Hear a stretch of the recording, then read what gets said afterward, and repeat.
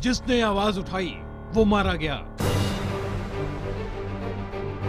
जिसने सच बोला उसने गोली खाई, जिसने गवाही दी उसकी जान गई। कभी अहमदाबाद, कभी पानीपत, कभी मुजफ्फरनगर, तो कभी शाहजहांपुर में।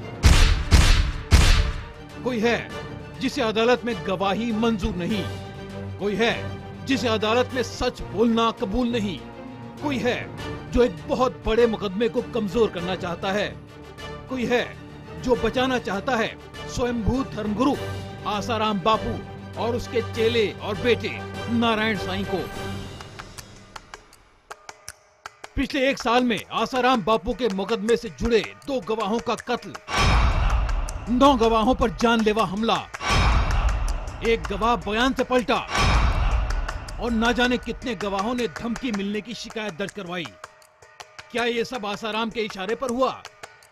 क्या जेल में बैठकर आसाराम गवाहों की सुपारी दे रहा है, या फिर आसाराम के समर्थक कानून को धोखा देने के लिए दुस्साहसी बनकर खूनी खेल खेल रहे हैं?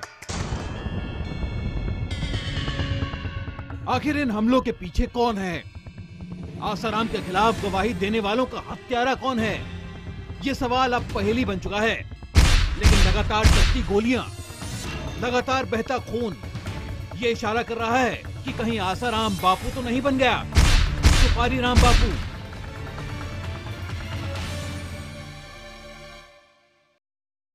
एक केस, 1 साल, 2 मौत और 9 गवाहों पर जानलेवा हमले। पिछले 1 साल में आसाराम के केस का यही सच है। हर वो गवाह जो केस की अहम कड़ी बना वो मारा गया। हर वो गवाह जिसने आसाराम के खिलाफ खुलासे किए उस पर गोली चली। अब तक किसी गवाह के हमलावरों का सुराग नहीं मिला है, लेकिन हर हमला, हर मौत इस साजिश में आसाराम और उसके समर्थकों की मिली भगत का इशारा कर रही है। शुक्रवार को भी यूपी के शाहजहांपुर में कुछ ऐसा ही हुआ। कृपाल सिंह नाम का एक शख्स जो आसाराम के केस का मुख्य गवाह था, उसे 2 अज्ञात हमलावरों ने गोलियां दागी। कृपाल इस वक्त बरेली के अस्पताल में जिंदगी की जंग लड़ रहा है।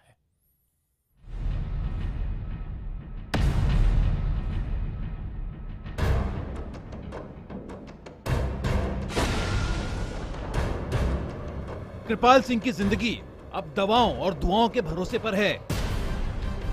आखिर कृपाल सिंह को कोई किस गुनाह की सजा दे रहा है? उसने तो आसाराम बापू के खिलाफ चल रहे बलात्कार केस में गवाही भर दी, मुख्य गवाह बना। क्या एक स्वयंभू धर्मगुरु पर लगे संगीन इल्जामों में गवाही देना ही उसका गुनाह बना? आखिर शुक्रवार की शाम कृपाल सिंह पर हमला किसने किया? हमलावर 2 थे। कृपाल मोटरसाइकिल पर थे और हमलावर कार में। बेहद नजदीक से कृपाल सिंह पर गोलियां दागी गईं। गोलियां कृपाल सिंह की पीठ पर लगी। फौरन अस्पताल पहुंचाया गया, जहां से उन्हें बरेली रेफर किया गया। इस वक्त भी आसाराम बापू के खिलाफ चल रहे बलात्कार के संगीन मुकदमे में कृपाल सिंह एक गवाह हैं और कृपाल सिंह की हालत बेहद नाजुक। कृपाल सिंह को गोली रीढ़ की हड्डी में लगी है, जिसकी वजह से उनके शरीर के निचले हिस्से ने काम करना बंद कर दिया है। उन्हें लकवा मार चुका है। पुलिस के मुताबिक कृपाल सिंह उस परिवहन कंपनी में कर्मचारी हैं, जिसके मालिक की बेटी ने आसाराम पर बलात्कार का केस दर्ज करवाया। पीड़ित लड़की के पिता का दावा है कि यह हमला आसाराम के इशारे पर हुआ। बदमाश थे, उन्होंने पीछे से गोली मार दी। क्यों मारी गोली, क्या वजह है? वो इसमें ये आसाराम वाले मुकदमे में ये गवाह है, तो उन्होंने चेतावनी दी थी कि अगर तुमने गवाही दी तो तुम्हारी खैर नहीं, मतलब धमकियां दी थी। कृपाल सिंह को लंबे समय से धमकियां मिल रही थी। हर धमकी में यही कहा जाता था कि आसाराम के खिलाफ गवाही मत दो, लेकिन कृपाल सिंह अपने बयान से पीछे नहीं हटे। गनशॉट इंजरी हुई है, बुलेट जो लगी है उससे दोनों पैर पैरालाइज हो गए हैं, दोनों पैर काम नहीं कर रहे और ऐसा लग रहा है कि पेट में भी, हाथ में चोट लगी है, क्योंकि पेट भी थोड़ा टाइट सा फील हो रहा है। तो हालत अभी अच्छी नहीं है। कृपाल सिंह पर हमला किसने किया? हमला किसके इशारे पर किया गया? इसका पुलिस के पास कोई ठोस जवाब नहीं है। डॉक्टर ने उनकी स्थिति को देखते हुए बरेली रेफर कर दिया है। उसको पुलिस देकर जो है बरेली के लिए जो है रवाना कर दिया गया है। यहाँ हम लोग घटनास्थल देखकर और जो है चीज़ों की जांच पड़ताल कर रहे हैं और जो उसमें निकल कर आएगा दोषी के खिलाफ कार्रवाई की जाएगी। अब सवाल ये उठता है कि आखिर कृपाल पर इस जानलेवा हमले का मकसद क्या हो सकता है। दरअसल इस साल जनवरी में कृपाल ने अदालत में एक बेहद अहम बयान दिया था। पीड़ित के परिवार को मैं बचपन से जानता हूँ। ये साधारण और मध्य वर्गीय परिवार है। ये लोग आसाराम के बड़े भक्त थे और आसाराम की भगवान की तरह पूजा करते थे। जहाँ भी आसाराम का सत्संग होता था, ये परिवार इलाके के लोगों के साथ वहाँ जाता था। इसलिए ये परिवार आसाराम पर गलत आरोप नहीं लगा सकता। जाहिर है अगर इस हमले में कृपाल सिंह को कुछ हो जाता है तो इसका सीधा फायदा आसाराम बापू को ही मिल सकता था। हालांकि आसाराम की प्रवक्ता इस हमले को साजिश नहीं, जी हाँ, सिर्फ और सिर्फ इत्तेफाक करार दे रही हैं। लेकिन उस रिक्वेस्ट पे कोई ध्यान नहीं दिया गया और बार बार ऐसा हो रहा है। जब भी हमारा रास्ता बनता है, जब भी हमारी बात बनने को होती है, तभी विटनेस पे अटैक होता है। बेशक आसाराम जेल में कैद हों, लेकिन गवाहों पर चलती गोलियां ये इशारा जरूर करती हैं कि कहीं इस खूनी खेल के पीछे कोई गहरी साजिश तो नहीं, और इस साजिश के पीछे कहीं खुद आसाराम या उनके समर्थक तो नहीं। बरेली से मोहित के साथ शलभ मणि त्रिपाठी, लखनऊ, IBN7। आइए अब आपको दिखाते हैं कि आंकड़े क्या कहते हैं। आइए अब आपको दिखाते हैं कि पिछले एक साल में आसाराम के केस से जुड़े कौन कौन से गवाहों के खिलाफ जानलेवा हमले हुए। ताजा मामला कृपाल सिंह का है, जिन पर 2 अज्ञात हमलावरों ने गोलियां दागी। 12 मई 2015 को इस केस से जुड़े बेहद अहम गवाह और आसाराम के आश्रम में कई बरसों तक काम करने वाले महेंद्र चावला पर भी अज्ञात हमलावरों ने हरियाणा के पानीपत में गोली चलाई। हालांकि इस मामले में महेंद्र बच गए। 11 जनवरी 2015 को केस के अहम गवाह अखिल गुप्ता की मुजफ्फरनगर में हत्या हो गई। 13 फरवरी 2014 को जोधपुर जिला कोर्ट के परिसर में केस के बड़े गवाह राहुल सचान पर चाकू से हमला किया गया। 14 फरवरी 2014 को सूरत में इस मामले की पीड़ित के पति पर चाकू से हमला किया गया। 14 मार्च 2014 को ही सूरत में ही दिनेश नाम के एक गवाह पर तेजाब फेंका गया। 23 मई 2014 आसाराम के बेहद करीबी और इस केस के सबसे बड़े गवाहों में से एक अमृत प्रजापति को राजकोट में गोली मारकर हत्या कर दी गई।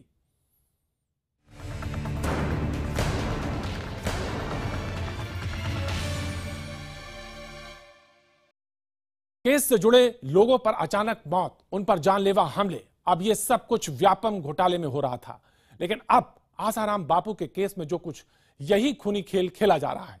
देश के अलग अलग शहरों में लगभग एक ही तरीके से गवाहों पर बार बार हमले हुए। हर वो गवाह निशाना बनाया गया जो इस केस में आसाराम को फंसा सकता था, जिसके पास आसाराम की करतूतों से जुड़े कई राज मौजूद थे। हैरानी की बात यह कि अब तक किसी गवाह के हमलावर का पता नहीं लगा। ऐसे में सवाल ये कि कहीं आसाराम बापू का केस भी दूसरा व्यापम तो नहीं साबित हो रहा। लड़कियों के साथ दुष्कर्म कर चुका था। कभी कभी तो ये दुष्कर्म के कारण लड़कियों ने वहां पर मर्डर हो भी गया है और उसको फिर आत्महत्या में तब्दील कर दिया जाता है।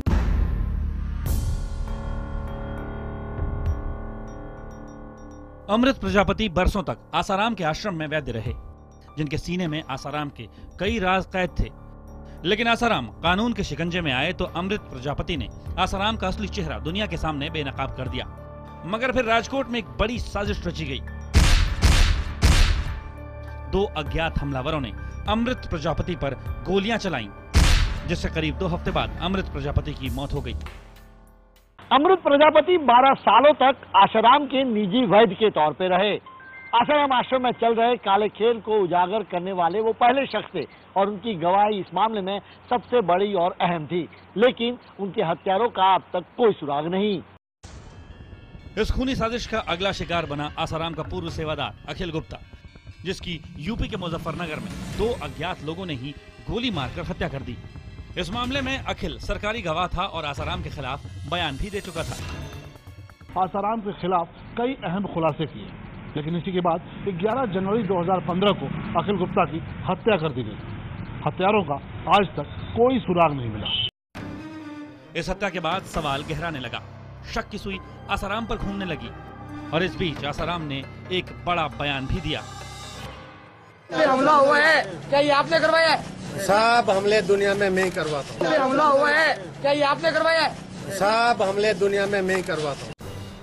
आसाराम के खिलाफ कई बड़े खुलासे करने वाले महेंद्र चावला पर भी पानीपत में गोलियां चली, लेकिन किस्मत साथ थी तो महेंद्र चावला बच गए। महेंद्र चावला ने 1996 से 2005 तक आसाराम के आश्रम में कई बड़े पदों पर काम किया था और आसाराम की करतूतों को करीब से देखा भी था। आश्रम की लड़कियों को या दूसरी महिलाओं को गाड़ी में रात को 11:30-12 बजे लड़कियों को आश्रम में लेकर जाती थी। किस लिए? क्या वो क्या वहाँ पे आसाराम उन लड़कियों के साथ, एक लड़की 2 लड़की, जो क्या होता है जैसे 5 लड़कियां गाड़ी में गई, अब मेन गेट पे जो आदमी बैठा है या जितने लोगों ने देखा, किसी ने गिनी नहीं है कितनी लड़कियां गई हैं। वो 1 या 2 लड़की को छोड़ के आ गई, बाद में आते टाइम भी किसी ने गिनी नहीं है कितनी वापस आई है। तो आश्रम में कुटिया में लड़कियां जाने के बाद आसाराम उनके साथ दुष्कर्म करता है, इंजॉय करता है। इस बीच आसाराम के मामले से जुड़े कई गवाहों पर जानलेवा हमले हुए। किसी पर चाकू से वार हुआ तो किसी पर तेजाब फेंका गया। सूरत में पीड़ित के पति की भी हत्या की साजिश रची गई, लेकिन हमलावरों की तलाश नहीं हो पाई। हालांकि इस बीच मामले में नया मोड़ तब आया जब आसाराम की पूर्व साधिका ने अपना बयान बदल लिया। ये वो साधिका थी जिसने आसाराम के दुराचार का सच कबूल किया था, लेकिन अचानक वो साधिका अपने बयान से मुकर गई। आसाराम के केस और गवाहों की सुरक्षा के लिए बनी एसआईटी भी ये कबूल करती है कि गवाहों पर हमले बेहद शातिराना ढंग से किए गए। जितने विटनेसेस पर हमले हुए हैं उनकी तहकीकात अभी चालू है और जो विटनेसेस गुजरात में है और आउट ऑफ गुजरात में भी है, उन सबको भी विटनेस को हमने प्रोटेक्शन दिया हुआ है। 1 साल में 9 गवाहों पर हमले, 2 गवाहों की मौत अब कई सवाल खड़े कर रही है कि आखिर क्यों गवाहों की हत्या पर जांच नहीं कराई गई? क्यों अदालत के आदेश के बाद भी गवाहों को सुरक्षा नहीं दी गई? क्यों इन हत्याओं के लिए आसाराम पर नया मुकदमा दर्ज नहीं किया गया? अहमदाबाद से जनक दवे के साथ शलमणि त्रिपाठी, लखनऊ, IBN 7। लेखा जोखा आसाराम के केस में 9 गवाहों पर जानलेवा हमले का यह मामला व्यापम घोटाले जैसा ही लग रहा है, जिसके मौत के कुएं में 45 से ज्यादा जिंदगियां समा चुकी हैं। IBN 7 हर रोज आपको उस घोटाले की भेंट चढ़े एक शख्स की कहानी दिखाएगा, तब तक जब तक इस खूनी खेल का पर्दाफाश नहीं हो जाता। हमारी पहली कहानी जुड़ी है विजय सिंह पटेल से। विजय व्यापम घोटाले का आरोपी था, लेकिन 28 अप्रैल को विजय की लाश छत्तीसगढ़ के कांकेर में एक होटल से बरामद हुई। विजय की मौत कैसे हुई? यह खुदकुशी थी, कोई हादसा था, या फिर कोई बहुत बड़ी साजिश? इसका कोई सुराग अब तक नहीं मिला है।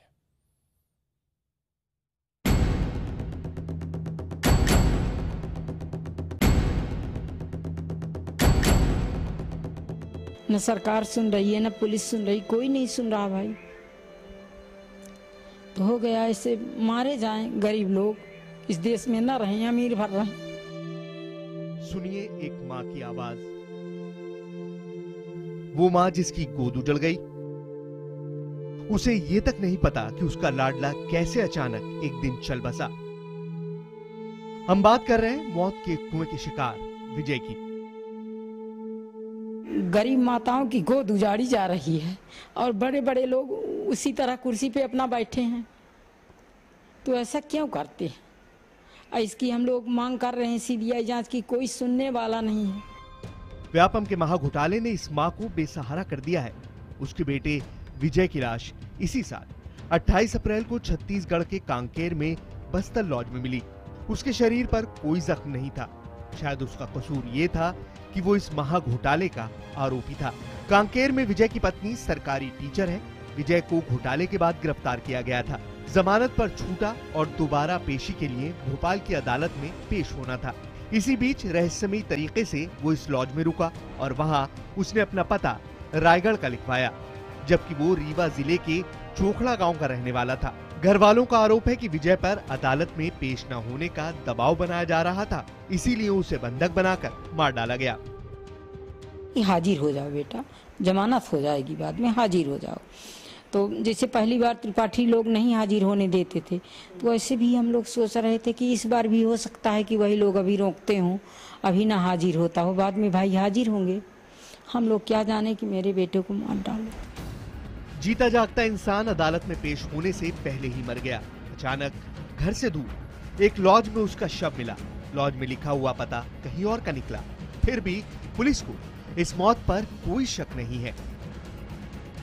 विजय सिंह निवासी हमालपारा रायगढ़, दिनांक 24/4/2015 को रात्रि करीबन 12-10 बजे बस्ता लॉज के रूम नंबर 2 में रुका था। मध्य प्रदेश के व्यापम भर्ती घोटाले की मौत का आंकड़ा एक के बाद एक बढ़ता चला गया, लेकिन पुलिस जैसे कुंभकर्ण की नींद सोई हुई थी। हैरानी की बात यह है कि व्यापम के प्रमुख आरोपी विजय की मौत संदिग्ध हालात में हुई, मगर एसटीएफ ने ये जानने की कोशिश नहीं की कि आखिर विजय की मौत की वजह क्या है। मनोज शर्मा, भोपाल, IBN 7। हमारी अगली खबर जुड़ी है दिल्ली के एक ASI से, जिस पर लगे हैं आरोपों ने वर्दी, आन बान और शान को शर्मसार कर दिया। दिल्ली के रानीबाग इलाके के घर से CCTV तस्वीर सामने आई है, जिसमें ये ASI बंदूक की नोक पर एक महिला से बलात्कार करते दिखाई दे रहा है। दिल्ली पुलिस ने मामले की जांच शुरू कर दी है और आरोपी SI को 14 दिन की न्यायिक हिरासत में भेज दिया गया है।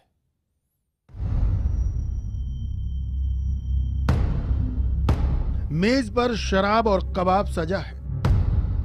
सोफे पर शान से बैठा है ये शख्स, जिसका नाम है जयवीर, जो दिल्ली के पंजाबी बाग थाने में ASI है, जिसे वर्दी मिली है जनता की रक्षा के लिए और बंदूक मिली है मुजरिमों के खात्मे के लिए। लेकिन वर्दी और शराब का नशा ऐसा चढ़ा कि जयवीर वर्दी की कस्में, उसूल और इंसानियत सब भूल गया।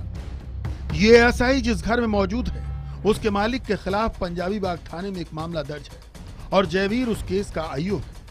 5 जुलाई को नशे में धुत जयवीर इस घर में दाखिल हुआ, पूरे ठाठ के साथ सोफे पर बैठा। उस वक्त घर के मालिक के अलावा उसकी नौकरानी भी वहीं मौजूद थी। जयवीर ने कमर से पिस्तौल निकाली और आरोप है कि जयवीर ने बंदूक की नोक पर नौकरानी का रेप किया। मैं जैसे गाड़ी में सामान रखने लगी तो कह रहे मुझे ना बहुत ज्यादा नशा हो रखा है, मुझे ना वहाँ तक छोड़ दे, मैं यहीं सो जाऊंगा, पास में घर है। वहाँ पर मैं छोड़ने जैसी गई ना तो अंकल ने ना दरवाजा लगा दिया और मेरे से खींचा-खाची करने लगे। इस मकान के मालिक का कहना है कि इससे पहले भी जयवीर कई बार धमकी देकर उनके घर आ चुका है। कोई मिलने का, आने का, किसी से कुछ टाइम होता है, बिना उसके ये मेरे घर पर आ जाता था। मेरे घर पे आने के बाद मुझसे कहता था यार शराब पीनी है, शराब मंगवाओ, बगीचे की सब्जियां ले जाता था। ये CCTV फुटेज सामने आने के बाद मामला सियासी हो गया। आम आदमी पार्टी इस घटना के बहाने दिल्ली पुलिस कमिश्नर पर निशाना साधने लगी। खुद पुलिस वाले रेप में इन्वॉल्व हैं, तो ये दिखता है कि दिल्ली पुलिस की प्राथमिकता क्या है। दिल्ली पुलिस की प्राथमिकता एक तरफ तो यह है कि आम आदमी पार्टी के सारे लोगों को जेल में डाल दो, और दूसरी तरफ उनके खुद के लोग गंभीर क्राइम में इन्वॉल्व हैं। मुझे लग रहा है कि बस्सी साहब को फौरन इस्तीफा दे देना चाहिए। कुछ ही देर बाद ASI के खिलाफ बड़ी कार्रवाई का पैगाम लेकर दिल्ली पुलिस कमिश्नर खुद मीडिया के सामने आए। I am not going to go by what others have demanded. Any such act on the part of any police officer shall not be condoned, and we have not been condoning such acts. फिलहाल ये ASI 14 दिन की न्यायिक हिरासत में है, लेकिन उसे दिल्ली पुलिस से बर्खास्त करने की प्रक्रिया शुरू हो चुकी है। हालांकि जांच का एक पहलू ये भी है कि कहीं मकान मालिक ने नौकरानी के साथ मिलकर पुलिस वालों को फंसाने की साजिश तो नहीं रची। अनिल अत्री, दिल्ली, IBN 7। और अब खबर सियासी हलके से, और वो भी खबर बिहार के सियासी समीकरण को लेकर। क्या बिहार विधान परिषद चुनाव में मिली हार ने जनता परिवार पर टूट का खतरा पैदा कर दिया है? क्या लालू प्रसाद यादव और नीतीश कुमार के रास्ते अलग हो जाएंगे? यह सवाल अभी तेजी से सर उठा ही रहा था कि इन कयासों पर लालू प्रसाद यादव ने अब से कुछ देर पहले लगाम लगाने की कोशिश की। दिन भर नीतीश के इफ्तार पार्टी में जाने को लेकर उन्होंने रहस्य का माहौल बनाए रखा। कयास चल रहे थे कि वो जाएंगे या नहीं। आखिरकार वो नीतीश के घर गए, इफ्तार पार्टी की, साथ ही सफाई भी दी कि सोनिया के इफ्तार पार्टी में वो इसलिए नहीं जा रहे हैं क्योंकि वो नीतीश को भेज रहे हैं।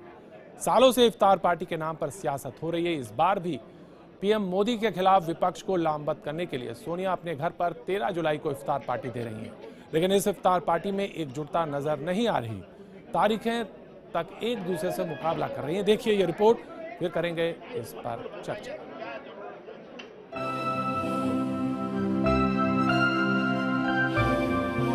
सियासी इफ्तार का प्रचलन पुराना है। इफ्तारी का दौर सियासी समीकरणों की भी कहानी कहता है, तो इस बार भी रमजान के पाक महीने में इफ्तार का दौर शुरू है। इस बार सबकी निगाहें लालू, नीतीश, मुलायम के जनता परिवार पर लगी हैं। शुक्रवार को इस परिवार को पहला झटका मिला। बिहार विधान परिषद चुनाव में 24 में से बीजेपी गठबंधन को 12, आरजेडी को 4, जेडीयू को 5, कांग्रेस को 1 और निर्दलीय को 2 सीटें मिली। सवाल वही था, क्या अब जनता परिवार बचेगा? अब चलिए जरा इफ्तार पार्टी के बारे में बात करते हैं। सोमवार को यानी 13 जुलाई को सोनिया गांधी ने इफ्तार का न्योता उन तमाम दलों और नेताओं को भेजा जो एनडीए के खिलाफ सियासी मोर्चा खोले हुए हैं, लेकिन आने वालों में लालू नहीं शामिल हुए। उन्होंने कह दिया कि उनकी पार्टी का कार्यक्रम है, लेकिन ट्विस्ट ये है कि नीतीश कुमार इस पार्टी में आ रहे हैं।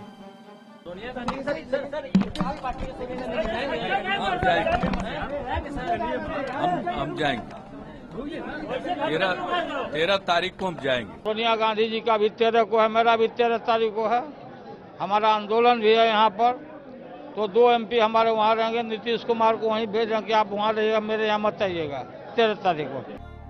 वैसे शनिवार को नीतीश ने खुद भी इफ्तार पार्टी दी। कयास लगाए जा रहे हैं कि लालू नीतीश से अपनी लालटेन वापस ले सकते हैं और नीतीश कांग्रेस का हाथ थाम सकते हैं। नीतीश कुमार जी के नक्शे कदम पे हैं सोनिया जी, राहुल जी। लालू जी का वोट इन लोगों को जरूर चाहिए, सपोर्ट चाहिए, लेकिन लालू जी का चेहरा नहीं चाहिए। सियासी समीकरण तेजी से बनते बगड़ते दिख रहे हैं और इसी में मुलायम की इफ्तार पार्टी की भी चर्चा जोरों पर है, जो 14 जुलाई को लखनऊ में होने वाली है। खबर ये भी है कि मुलायम सोनिया के इफ्तार में आने से इनकार कर चुके हैं, ये कहकर कि वो अपनी इफ्तार पार्टी की तैयारी में व्यस्त रहेंगे। ये तो इफ्तार पार्टी है, ये कोई पॉलिटिकल गैदरिंग नहीं है। इफ्तार पार्टी के अंदर जो आना चाहेगा वो आएगा, मसरूफ होगा नहीं आएगा। इसका कोई पॉलिटिकल और राजनीतिक मतलब बिल्कुल भी नहीं लगाना चाहिए। बहरहाल सियासी इफ्तारी में कांग्रेस जोर शोर से विपक्ष को एकजुट करने में जुटा हुआ है। माना जा रहा है कि सोनिया की इफ्तार पार्टी मानसून सत्र से पहले विपक्ष को एकजुट करने की कोशिश है। सोनिया का न्योता ममता बनर्जी को भी गया है, लेकिन वो नहीं आएंगी, अपना प्रतिनिधि भेजेंगी। इसके अलावा दिल्ली के मुख्यमंत्री अरविंद केजरीवाल भी 12 जुलाई को इफ्तार की दावत दे रहे हैं। Bureau report IBN 7। सियासी इफ्तार होते ही यही है कि कौन किसके यहाँ गया, कौन किसके यहाँ नहीं गया, इससे उसकी ताकत नाप तौल होती है। आज अभी बस सिर्फ इतना। बने रहिए, देखते रहिए IBN 7।